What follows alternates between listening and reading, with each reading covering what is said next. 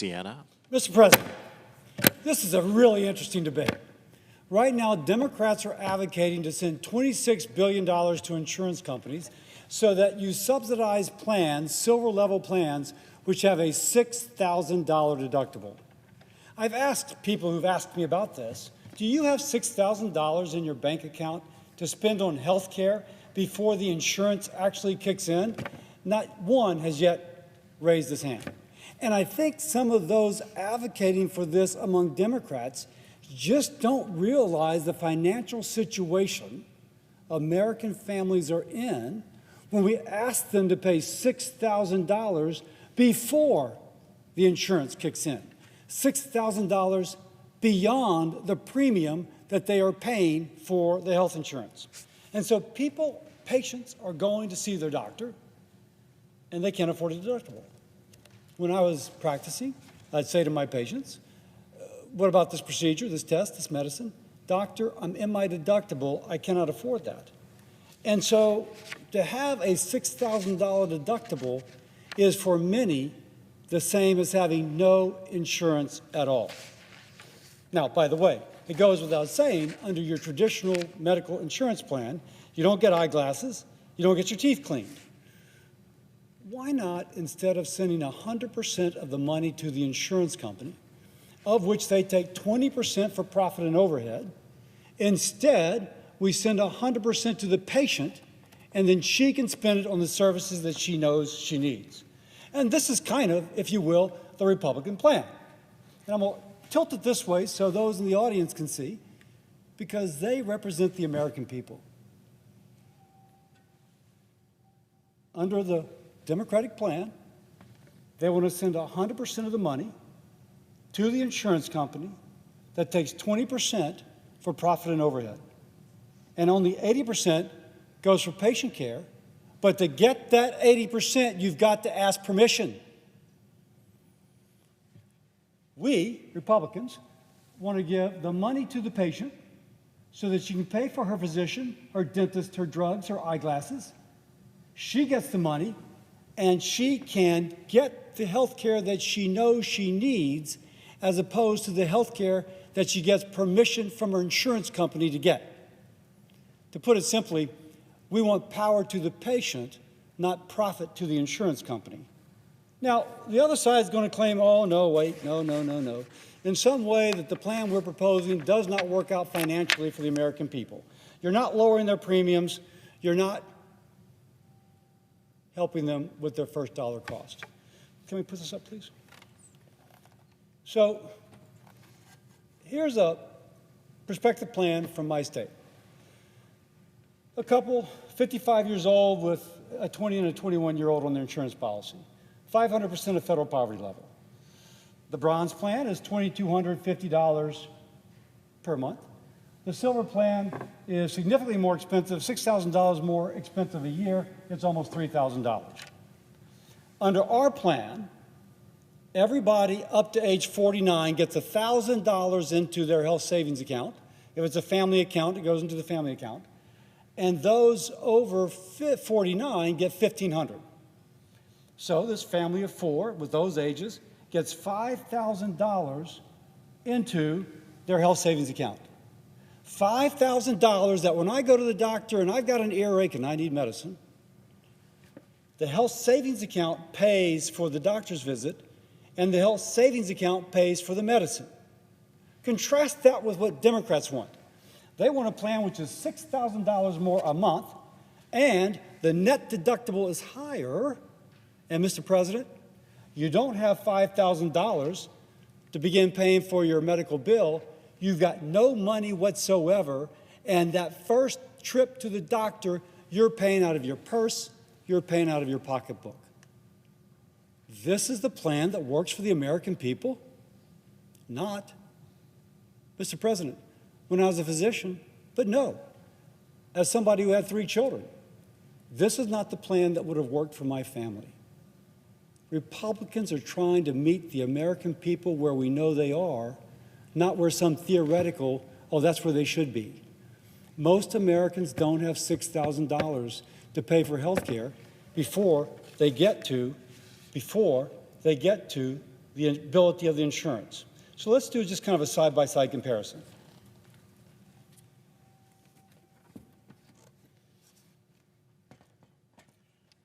Mr. President, here is the difference between the two accounts. Who gets the money? Under their plan, insurance companies. Under our plan, patients and families. What can the money be used for? Well, here it's subsidized premiums.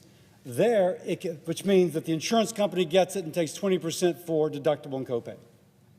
Under our plan, you can use it for your doctor visit, your x-rays, to see your dentist, your glasses, your prescriptions. This is real medical care, not something the insurance company permits you to have. Who makes the decision? Under their plan, the insurance company. Under our plan, power to the patient. We want that patient, we want that mama, we want that wife, because they're the ones who always make the decisions on health care, to be the one that has the power. Contributes to lower cost? Under their plan, no, because it goes to the insurance company that continues to pay those higher rates. To the patient, if you give her this money, you've got $5,000 to spend it wisely, she's going to say, wait a second, the x-ray is $150 here and $500 there. I'm going to where it is cheaper, not more expensive. And I can tell you when that begins to happen, the people who are more expensive begin to lower their price. This is a plan that by sending it to the patient for real care, to the patients with the power, you empower the patient to shop, driving competition, lowering health care cost. And we just heard from Senator Crapo. Under the plan that my Democratic colleagues support, we've seen widespread fraud and unauthorized enrollment. Under our plan, if you got a health savings account, it's pretty easy. I just signed up for a similar type account on my health care. You got to show who you are. It's not really hard. It took me about 5 minutes. But the banks that manage this money are going to require that you identify that you're a real person. This is an anti-fraud program. Mr. President, what's not to like? The money goes to the patient, not to the insurance company. It's used for real care, gives the patient the power to shop and find a better price, which lowers health care costs, and along the way, we have mechanisms which cut out the fraud. Mr. President, this should be the basis of a bipartisan deal.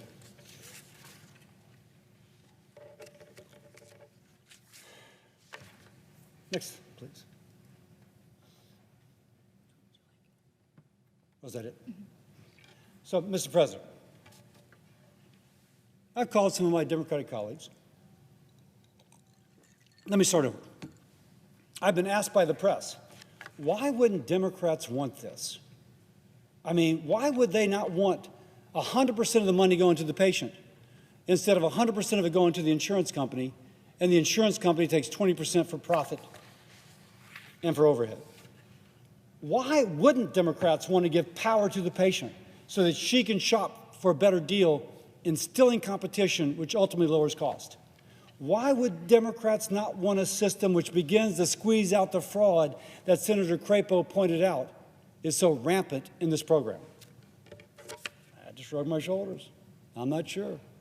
As I say in my Spanish language class, dígame. I'm not quite sure I follow. And then I heard Minority Leader Schumer explain. This is all about Hyde. They're afraid that our plan will not allow abortions, and so they are going to continue to send the money to the insurance company, subsidizing premiums, profit for the insurance companies, contributing to health care inflation, and with unchecked fraud, all because of what is called the Hyde Amendment. Now, by the way, what is the Hyde Amendment? For those watching, consistent with the will of the American people, has made a decision not to spend federal dollars to pay for abortion. That's what the Hyde Amendment is. And Republicans, for most Republicans, That's an important part of our position. And Democrats have decided that they're willing to forego all these advantages in order to protect insurance companies paying for abortion. Now, Mr. President, let me tell you the ultimate irony in that.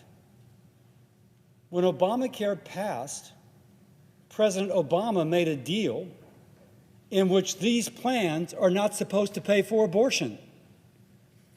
Section 1303, if I remember correctly, Mr. President, of the Obamacare law said that these dollars are not supposed to pay for abortion.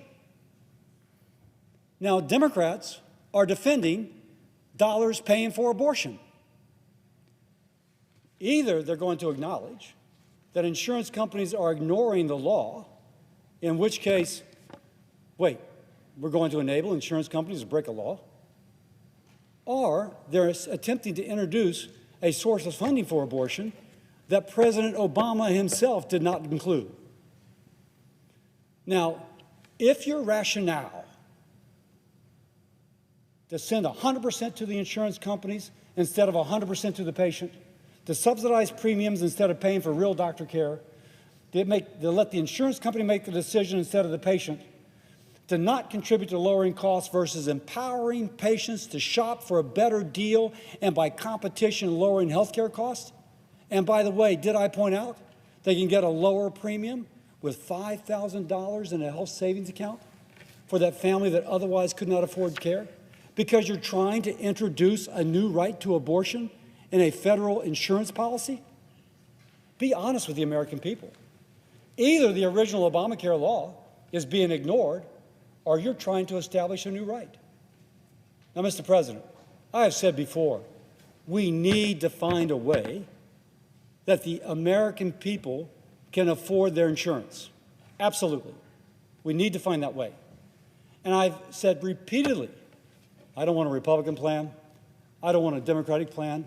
I want an American plan, a plan that works for our fellow Americans so that they can afford the insurance that this Republican absolutely wants them to have.